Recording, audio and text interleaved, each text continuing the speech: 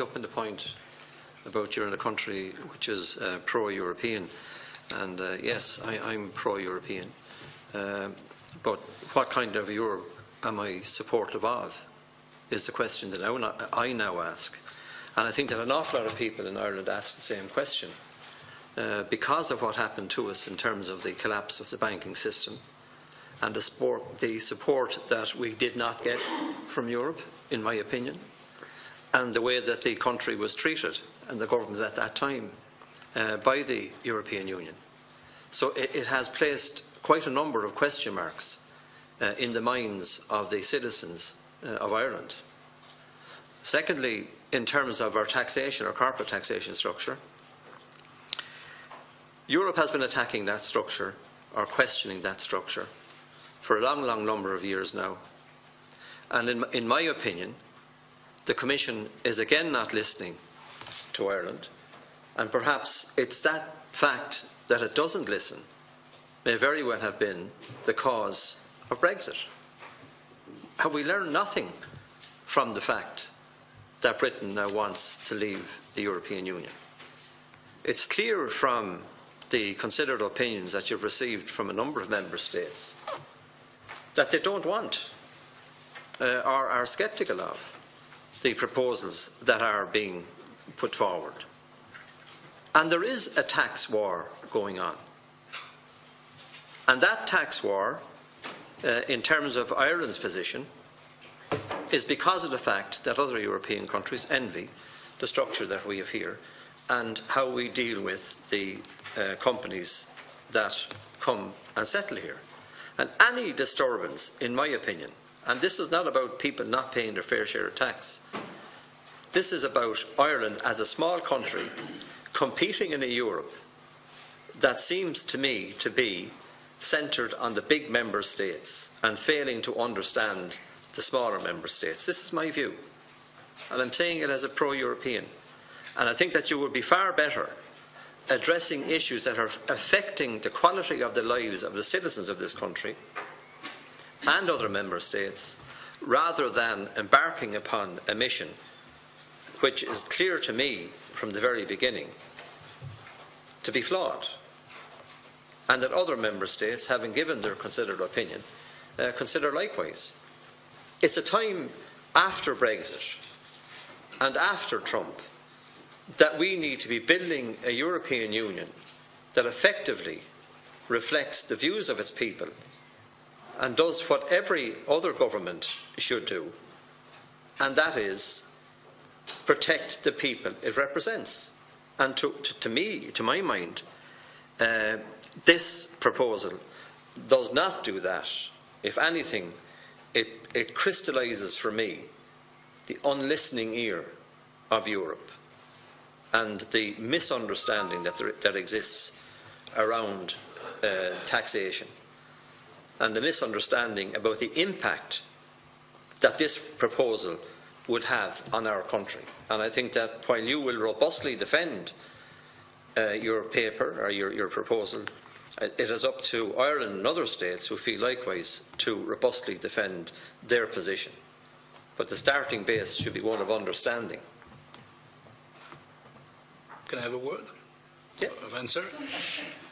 Two-way street, Commissioner. First,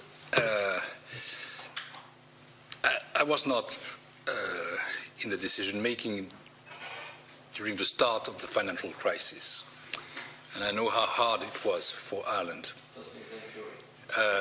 No, but I'm in charge, and I'm a member of the Eurogroup and ECOFIN since 2012. And I must say how proud you can be of the way Ireland, with the solidarity of its partners, emerged from that crisis stronger and as a champion of growth in Europe. And we all have collectively to take lessons from what has been done at the time, and what has been a success, and what didn't work. If you talk, for example, of the Stability and Growth Pact, it did not exist as such in 2008. And during the crisis, we invented the tools to respond to that. And today, I'm confident that we have a much stronger capacity to respond to that. Second, I can only repeat here that no one ever contested the corporate tax system of Ireland, and nobody can. And that I personally, as a Commissioner for Tax, I don't. Why? Because tax sovereignty is a principle, and that you have the means in the treaties, plus the unanimity rule, to have full respect of that. It wouldn't make sense from a commissioner to attack that. We are not doing that. And finally, two remarks. You ask us to listen to parliaments and to be fully conscious of your sovereignty. The only thing I would have liked to succeed today, I'm not so sure I completely did by listening to all of you. It was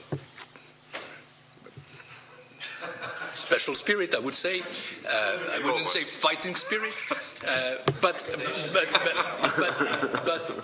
I would like you also to listen to the Commission, because the only thing I would like us to do together is to take this proposal, which is on the table, as a proposal, examine it with good faith.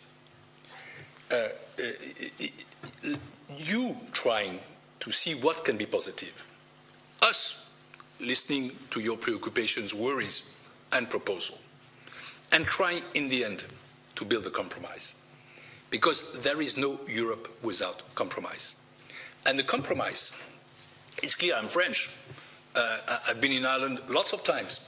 I've been a minister 7 years, in the 90s before. I've been campaigning here for Europe as a European Affairs Minister a long time ago. I know how this country is European. But I don't believe in a Europe which would oppose big and member states and small member states. I always refused that kind of a position. And we need to find compromise. I'm very comfortable with that.